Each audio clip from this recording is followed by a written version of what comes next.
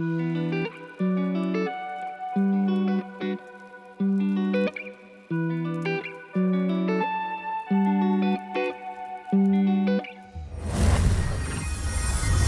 大家好，我是小 P， 今天来跟大家回顾我在 WSOP 期间参加了一场报名费2000买入的锦标赛。那我们筹码量呢，一开始的筹码量是3万的起始筹码，我们上桌的时候呢是200、400。有记录的第一手牌发生的级别呢是在300、500的盲注级别。这个时候呢 ，Hijack 为了对手他有3万的筹码，他选择加注到1000。这个时候呢，弃牌到我在 button 位，我也有3万的筹码量，我拿到了 A8 红桃。那我觉得这个时候呢，我们有一个决策要做。首先呢，这手牌我们绝对不会弃牌。那我觉得呢，它的预设策略可以放在跟注，也可以放在3次下注，这个2个都可以，没有什么问题。那我当下选择了3次下注。那3次下注的尺寸呢，我觉得预设大约是3500左右。那我当下选择的是4000，觉得这个没有什么太大的差别。那可能希望它多一点的弃牌率。这个时候 Hijack 为了对手选择跟注，翻牌是 JJ7。彩虹面，然后有1张红桃，底池9300。这时候对手过牌到我，那我认为我们的手牌跟这个翻牌呢，应该会是一个非常高频率的持续下注啊。我当下选择下注3000，大约是1/3。这个时候呢，对手竟然选择加注到6500，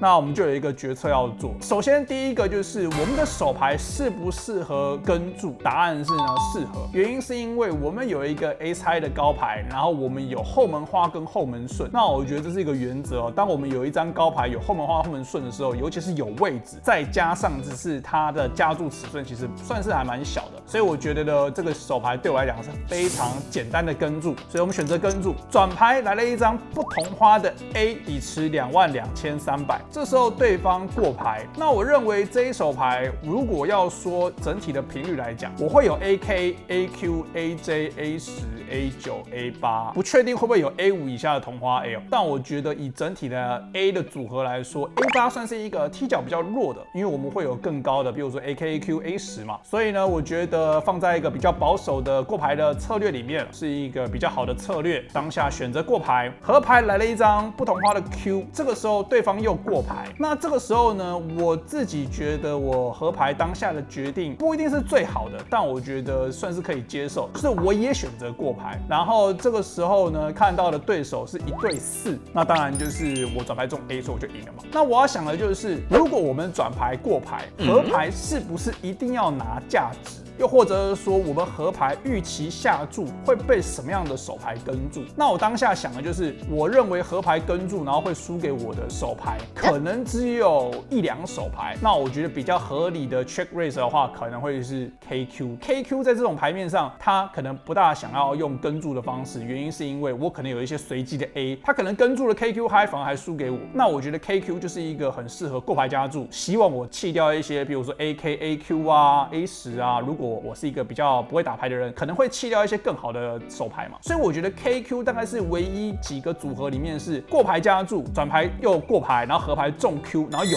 机会支付我的手牌。但我觉得以组合来讲不多。那很明确的是，如果说我们今天是 AK、AQ， 那我们踢脚用得到，不是分钱的状况，那一定会下注。踢脚比较弱，我觉得合牌我选择了一个比较保守的策略，原因是因为它在翻牌的过牌加注非常的两极化，它要么就有 J， 要么就是一些乱七八糟的牌，就像这种1对4就不知道在干嘛。那我觉得他的策略也很明显，他的策略就是他1对4过牌加注被跟注之后呢，除非转牌或合牌开4，要不然他就是彻底放弃。所以我觉得大家范围里面就是要么就有 J， 要么就是没有牌。如果合牌下注，他真的厉害一点，他就 all in， 然后我又跟不动。所以我觉得这手牌就是我整体的评估就算了啊，就过牌就好了。看到他是1对4，所以我们就赢下了一个还不错、蛮大的一个底池。下一手牌我觉得蛮精彩的啊，比较有意思一点。在接下来呢，我都遇到了这一位玩家，然后呢，稍微改变了我们整体的策略，跟大家讲一下是什么状况。这个是在盲注400、800的盲注级别，然后 Hijack 位的对手有5万的筹码量，选择加注到2000。这个时候呢，我在小盲位，我也有5万的筹码量，我拿到了 Q8 红桃。那我认为 Q8 红桃对上 Hijack 位的加注，其实是一个比较尴尬一点的状况，原因是因为 Q8 红桃算是一个边界，我认为 Q7 以下同花应该都很明确的要弃牌。那我当下选择跟注，其实最主要的原因呢，就是因为大盲位的玩家呢是一个身材有点壮硕的一个大叔。那我知道他玩很多牌，然后他翻牌后也玩得不怎么样，所以我希望透过跟注可以让他也跟进来，进行一个3人底池。那我觉得会是一个蛮有利的一个状况，至少我当下是这样想，所以我选择跟注。这个时候呢，大盲位的玩家呢，不出我所料，他也选择跟注。他的筹码量是多少呢？我不大记得，但我应该是就算他有3万好了，反正我记得是差不多70筹码左右。这个时候呢，翻牌是6、7、J 2张梅花，底池6800，我选择过牌，大盲位也过牌，翻牌前加注的玩家也选择过牌，大家都过牌的一个状况。转牌来一张非常好，一张不同花的 Q， 我们这时候中了一个顶对，然后我是小盲位。那我觉得第一个就是我们最弱的一个踢脚嘛，我就说了，同花 Q 的话 ，Q8是我最弱的一个踢脚。那我的一个习惯就是，如果我今天要下注的话，我会希望我是一些踢脚比较好的，然后如果说尤其是多人底池的话，没有位置的情况下，选择一个比较保守一点的策略，所以我选择过牌。这个时候呢，另外2位玩家也都过牌，那我就很明确的知道我们的手牌一定是最好的。合牌又来一张 Q，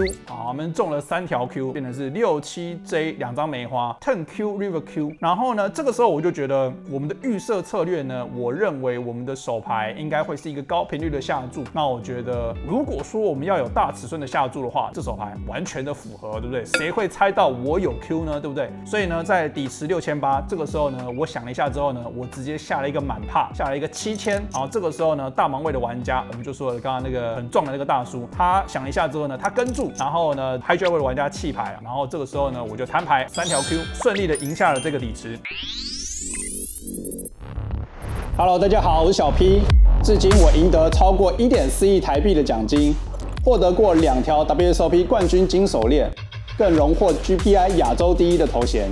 我在这10年的锦标赛经验中发现，最明显能区分一位玩家厉害与否的要素，就是翻牌前的策略。所以欢迎大家加入我的课程，像职业玩家一样，做出完美的翻牌前决策吧。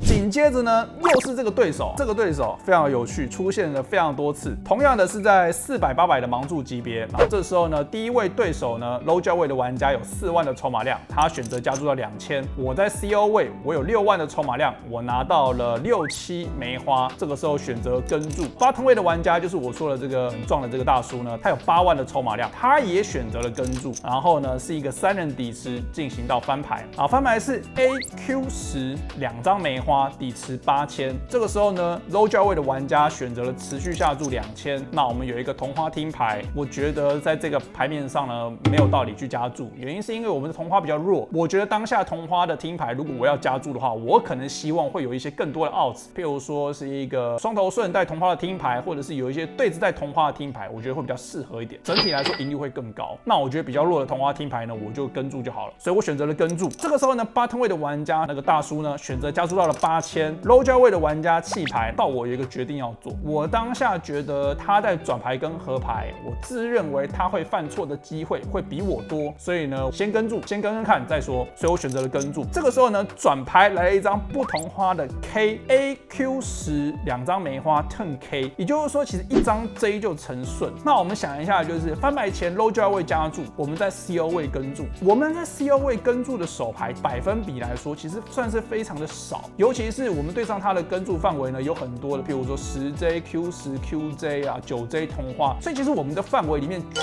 对有非常多的 J， 当然bottom位也会有，但我觉得重点就是我们在以数量上是一个非常接近的一个状况。那我认为在当下，如果我要有一个领先下注的策略的话，混合的炸胡是什么？混合的炸胡就是一定要有牌。当我们今天下注被跟注了，合牌有机会变得更强。那当然我们有一个同花听牌嘛，所以我们的手牌符合什么？我们手牌符合就是如果我们被跟注，我们还有救。第二个就是我们有机会透过转牌的下注，直接让他的手牌选择弃牌，就是一个符合炸胡的一个逻辑嘛。所以我当下用一定的几率呢，我觉得这个情况很适合下注，那我觉得我也炸胡掉它，所以呢，我选择在24000的底池下注了12000，半个底池。这个时候呢，bottom位的这个大叔呢想一下之后呢，他就弃牌。当下我做的是9号位啊，所以我就是弃牌的时候呢，我就稍微开得比较高一点，让我旁边人看一下哈，炸胡成功。然后他就看了之后，他说：“你牌给他看，那你这个show one show all，他们都会这样讲，你开给他看，你就要看哦。你要看炸胡，那就给你看啊，他给他看，他就爆了。”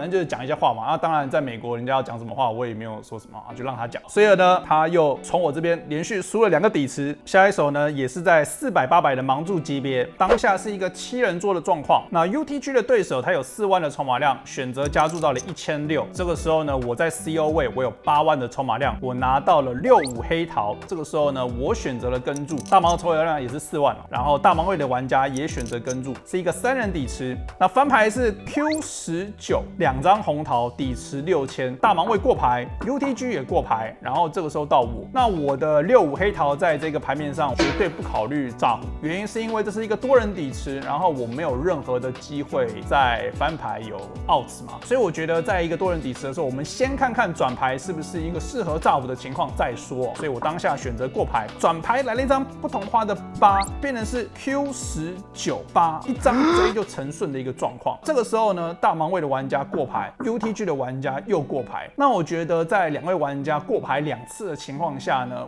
我认为这个就符合一个炸胡的逻辑。原因是因为我们的牌就真的很低。那假设今天开7的话，我们还有一个傻瓜顺啊，就是最下面的顺子。那某种程度上，我觉得开 J 搞不好还有机会分钱哦。台面5张成顺这样子的牌，尤其是我们的范围里面要完全没有对子，因为我们有对子就有摊牌价值。好像我们这个组合也是一个没有对子，然后也没有 Ace High 的一个手牌。以整体的范围来说，我觉得这个算是一个相对来说适合炸胡的一个手牌。那我当下选择了炸胡4000，底池6000，我选择下注4000。这个时候呢，大盲位的玩家弃牌 ，UTG 的玩家跟注，所以是一个单挑到合牌的状况。这个时候合牌来了一张叠牌 Q， 底池14000，然后这个时候呢 ，UTG 的玩家又过牌。那我认为合牌我就是2种状况，第一个就是我们要么就放弃，如果我们要下注的话，那我认为我会选择一个非常的大尺寸，会是一个满帕。我认为如果我有 J， 我有 Full House， 我觉得最明确应该是有 J 啦。原因是因为我如果2对或3条转牌，可能不会选择大尺寸的下注。那如果说我有顺子的话，当然我也不担心它会有 Full House。翻牌的过牌，尤其是在这种